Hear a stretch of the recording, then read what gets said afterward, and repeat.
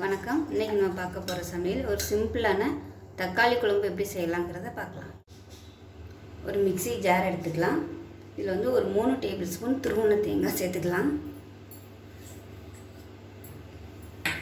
இது கூடவே 1 டீஸ்பூன் கசகசா சுடுதண்ணியில் ஊற வச்சதை சேர்த்துக்கலாம். 1 டீஸ்பூன் போல் சோம்பு. இது 3ஐயும் நல்லா நைஸாக அரைச்சிட்டு வந்துட்டு பார்க்கலாம். குக்கர் எடுத்துக்கலாம். குக்கர் சூடானதும் ஒரு 2லேருந்து 3 ஸ்பூன் அளவுக்கு எண்ணெய் சேர்த்துக்கோங்க. 1 டீஸ்பூன் போல் சோம்பு சேர்த்துக்கலாம். கொஞ்சமாக கருவேப்பிலையில் சேர்த்துக்கலாம்.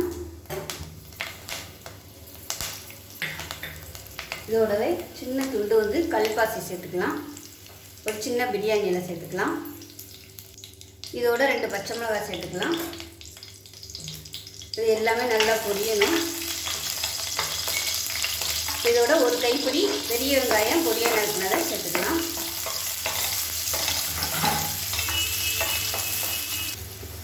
வெங்காயம் லேசாக வதங்கினதும் ஒரு 1/2 டீஸ்பூன் போல் இஞ்சி பூண்டு பேஸ்ட்டு சேர்த்துக்கலாம். இஞ்சி பூண்டு பேஸ்ட்டு இருந்தால் சேர்த்துக்கோங்க, இல்லைன்னா பிரச்சனை இல்லை. சும்மா கூட நீங்கள் இந்த குழம்பு செய்யலாம், நல்லாயிருக்கும். அடுத்து மீடியமாக வச்சுக்கோங்க. இப்போ இதில் பொடியெல்லாம் சேர்த்துக்கலாம். ஒரு 1/2 டேபிள் ஸ்பூன் தனியாத்தூள் சேர்த்துக்கலாம். 3/4 டேபிள் ஸ்பூன் மிளகாத்தூள் சேர்த்துக்கலாம். 1/4 டேபிள் ஸ்பூன் மஞ்சள்தூள் சேர்த்துக்கலாம்.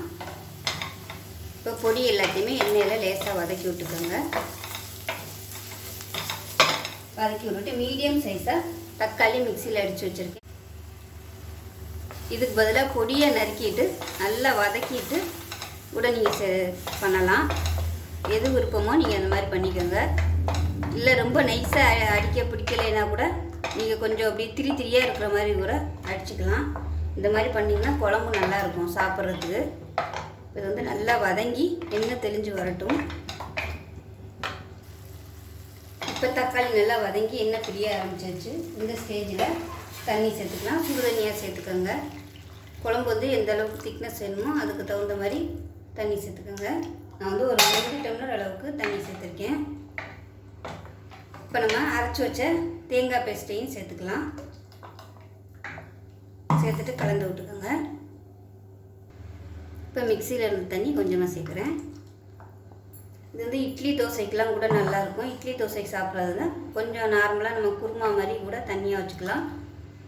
சாதத்துக்குங்கையில் கொஞ்சம் கெட்டியாக வச்சுக்கோங்க. இப்போ இதில் உப்பு சேர்த்துக்கலாம். தேவையான அளவுக்கு உப்பு சேர்த்துக்கலாம். கலந்து விட்டுட்டு மூடி வச்சிடலாம். கடைசியாக கொத்தமல்லி இலை கொஞ்சமாக சேர்த்துக்கலாம். மூடி வச்சிடலாம். மூடி வச்சுட்டு ஒரு 3 விசில் விட்டுட்டு ஸ்டீம் போனதுக்கப்புறம் பார்க்கலாம். இப்போ குழம்பு எப்படி இருக்குன்னு பார்க்கலாம். பாருங்கள், நல்லா அருமையாக வந்துடுச்சு. இது வந்து இட்லி தோசைக்கு நல்லாயிருக்கும்.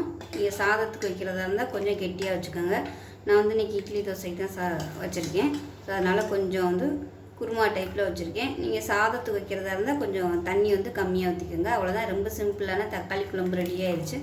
செஞ்சு பாருங்கள். செஞ்சு பார்த்துட்டு எப்படி வந்துச்சுங்கிறத சொல்லுங்கள். வீடியோ பிடிச்சிச்சுன்னா லைக் பண்ணுங்கள், கமெண்ட் பண்ணுங்கள், சேனலை சப்ஸ்கிரைப் பண்ணுங்கள், பக்கத்தில் உள்ள பெல் பட்டனையும் ப்ரெஸ் பண்ணுங்கள். நன்றி.